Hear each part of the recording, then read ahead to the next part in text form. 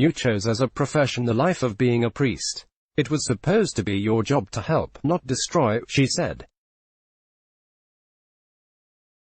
Prosecutors had asked the judge for special consideration of a life sentence for Pero, once a pastor at an Albuquerque parish and a chaplain at Kirtland Air Force Base.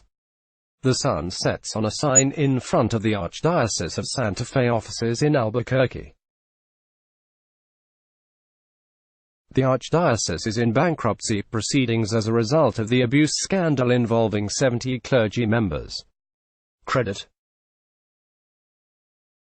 B.A.C was convicted in April of 6 counts of aggravated sexual abuse and 1 count of abusive sexual contact with a minor under 12. It is a long sentence, but certainly a fitting one given the length of his conduct and devastating impact. U.S. Attorney John Anderson said. Pero pleaded not guilty after he was returned to the U.S. from Morocco in 2017 and maintained his innocence at the sentencing.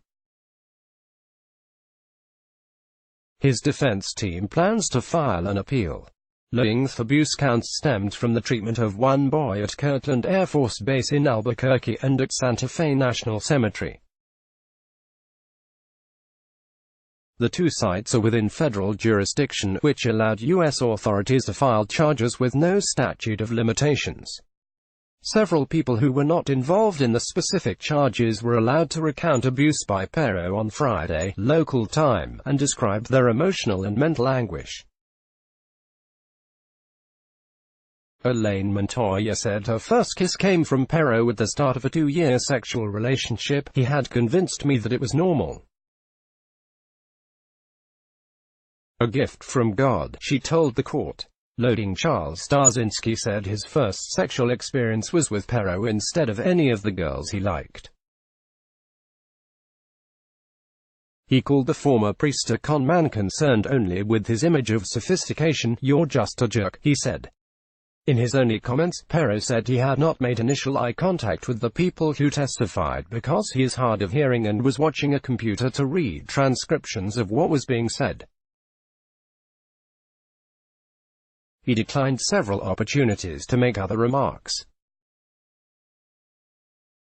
Authorities say their decades-long pursuit of Pero led him to Morocco, a country that does not have an extradition treaty with the United States, and showed how far they were willing to go to seek justice. U.S. Attorney John Anderson, Wright and federal prosecutor Sean Sullivan converse after Arthur Pero was sentenced to 30 years in prison on Friday. Credit: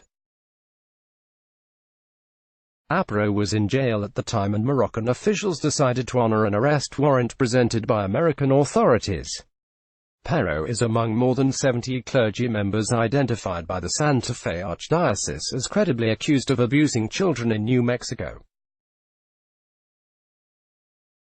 The Archdiocese is in bankruptcy proceedings as a result of the abuse scandal.